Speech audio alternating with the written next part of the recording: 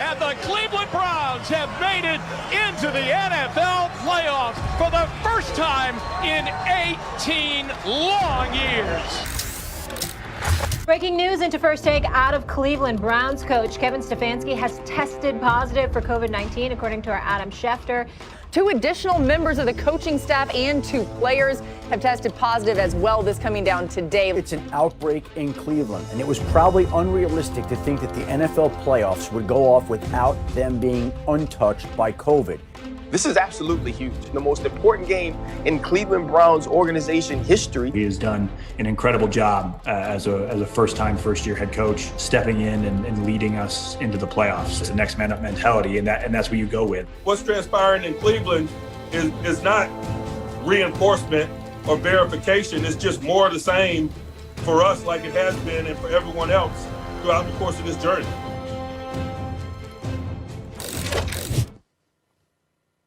Hello, what's going on, everybody? Welcome on into First Take. Thanks for being here with us. I'm Charlie Arnold. We got Max Kellerman here. Happy New Year, by the way, Max. Haven't seen you yet since 2021 has begun. Happy New Year. Ryan Clark also here with us. And guys, we have, as you just heard, some good news and some bad news to begin today's show. The good news, of course, Wild Card Weekend is upon us. The Browns in the postseason for the first time in 18 years. The bad news, though, they will be without one of the key elements of their team, that being their head coach, and that is because Kevin Stefanski has tested positive for COVID-19 along with 2 other coaches and also 2 other players. The game is still expected to go on as scheduled, and in making the announcement yesterday, the Browns said special teams coordinator Mike Prefer will serve as the acting head coach. Max, do you think that Baker can upset the Steelers without their head coach? Yes, I do. I think he can. And in fact, I'm not backing off the pick, even without Stefanski, who is the coach of the year, in my opinion. Look, Baker Mayfield looked to me like he had something special in college. And he looked to the Browns also because they used the #1 overall pick in the draft on him, even though he didn't have a great 40 time and he wasn't that tall and he had a big enough arm. But there were guys with bigger arms and he was accurate, but it wasn't like he was Drew Brees or someone like that, right? But they saw something special in him. They drafted him #1 overall. Ryan Clark, it was you who said, I think, the most devastating thing about Baker Mayfield on this show, on First Take. Eventually, at some point earlier in this season, you said, look, he's just all right. He's okay. And that was devastating in terms of the perception of Baker Mayfield. And I resisted it at first. You know, look, he's had something special once. What happened? Well, maybe it was, Oklahoma and the Big 12 and receivers were wide open, and he really wasn't that good. And I kind of bought into that after a while. But you know what? He turned it around, and he's looking kind of special again. Is he independently great? Like, is he great no matter what the circumstance, like Aaron Rodgers or Patrick Mahomes? Or No, he's not that guy. Even a guy like Justin Herbert, you can see more talent, right? He's not that guy. He's like most quarterbacks. It depends on the circumstance. So when he had Hugh Jackson, the worst coach in football that year, he was no good. Greg Williams, he got better, but Greg Williams made a play call so bad this year, he's out of football maybe permanently now, right? Freddie Kitchens was maybe the worst coach that season, or one of them. And he finally got a good coach, and you can see in the right circumstances, he can ball. He can ball. But Ryan, here's the thing. Just because Stefanski's not there doesn't mean the circumstances aren't right for Baker Mayfield. He's got an excellent offensive line. Like a head coach, as you know better than I do. It's like in boxing when you see a corner man. Yeah, important work is done in the corner on the night of the fight, but is that the most important work? No, the most important work is in the training camp, right? Coming up with strategy, making sure you're in shape, making sure all the I's are dotted and the T's are crossed, all the technique is right, the attitude is right. That's what Stefanski's done. It's not like a zone blocking scheme in the run game goes away because Stefanski's not there. Yeah. It's not like arguably, certainly an elite offensive line goes away because Stefanski's not there. That stuff's still there. So the question is, do you believe that Baker Mayfield can deliver under pressure? I do. Listen, I don't disagree that Baker Mayfield at times can deliver under pressure. This is not going to be an attack and trash Baker Mayfield session for me because we've watched throughout the second half of this season, Tennessee Titans, Baltimore Ravens. You go back to the game they lose Odell Beckham Jr. against the Cincinnati Bengals. We've seen him be special. But all of those special moments go and coincide with Kevin Stefanski.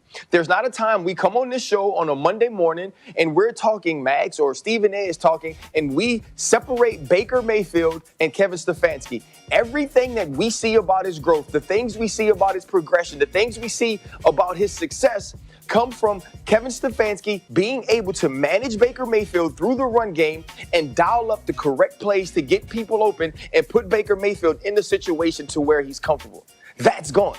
And I know you talk about the head coach and the work being done throughout the week, schematically, putting the programs together, making sure everything is set in the right place. But they don't get that, right? Even though they're on Zoom calls and he can be a part of that, he doesn't get to watch it on the field and see Baker Mayfield go through it and correct it. And the other part about this, Dominique said something very, very, very smart this morning. He said, you know, the decision-making and the analytics of being a head coach, some of those things are science, right? They're scientific. You can teach somebody those, or you can hand somebody a sheet that says, this is when you go for 2. This is when you go for it on 4th down. But play calling is an art. And in artistry, right, you have to have a level or a base level of talent, right? You have to have a level of talent to be able to do that. Kevin Stefanski has that. But the art part of it is that I can feel, I can move. When this line is a little bit off, I know how to change that and adjust that and make that work. That's what Kevin Stefanski has been for this team. When the run game needed to be great, he understood how to get it there. When he knew he had to get a big 4th down conversion, he knew that it was best to give Baker Mayfield the ball as a keeper so he could have an extra blocker. These are all the things that Kevin Stefanski knows and feels that have allowed Baker Mayfield to be in this position. They're missing other offensive coaches. They don't have an opportunity to get in the building, and this team hasn't had any continuity for 3 weeks. And by the way, the Pittsburgh Steelers looked a little good on defense against the Cleveland Browns. Mason Rudolph was able to get the ball down the field, even though Ward and Johnson were out in the back end for Cleveland. And I think they've seen some things that say right now the Pittsburgh Steelers are a better team than the Cleveland Browns. And I believe Kevin Stefanski is worth at least a touchdown. They do not win this game. Well, look, is it harder for them to win? Yes. And after I said the thing about cornermen, you know, Cassius Clay, before he was Muhammad Ali, right before fought Sonny Liston, and Liston's corner rubbed, liniment on his gloves. It got in Clay's eyes. He couldn't see. He wanted to quit. His cornerman, Angelo Dundee, had to push him out. Or maybe he loses. I'm not discounting play calling for Stefanski in a title fight here, right? Which is what it is. Even though it's the first round, it's AFC North, Steelers, Browns. 3rd meeting this year. Here's something, though, that you're not taking into consideration, I don't think. The Steelers destroyed the Browns the first time. They curb-stomped them the first time they played. The next time they played, now, the Browns win. Now, was it closer than it ought to have been, considering no Roethlisberger? Yes, it was, but clearly a trend in the right direction. You have an ascending team in Cleveland and a Baker Mayfield who's going to have to put his big boy pants on, right? He's not going to have Stefanski there, not just for confidence, but you're right, for play calling. And Stefanski controls the offense. He is going to have to do it himself. This is one of those moments where they are underdogs. The odds are stacked against them. They are on the road. They are supposed to lose. Do you think Baker Mayfield is the kind of guy who can get you a win there? And what does that really mean? Because they're going to run the ball, and they really can. They can block for the run, and they got backs who can really run. Do you think that Baker can complete the necessary plays down the field to get it done? I do. That's the bottom line is I believe that he can do it. But you got to get there.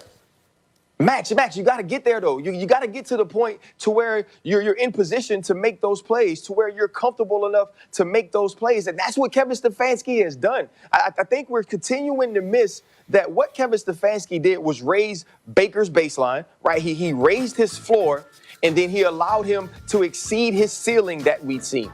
That's what Kevin Stefanski does. And being there on game day is a part of that. And being there in the biggest moments or the bigger moments for Baker Mayfield is a part of that. We've seen Baker Mayfield, even when he was the best player in college football, have a second half against Georgia where he didn't make those plays. And so, though there is some comfort in that we've seen him be better, this is a moment that he's never been in.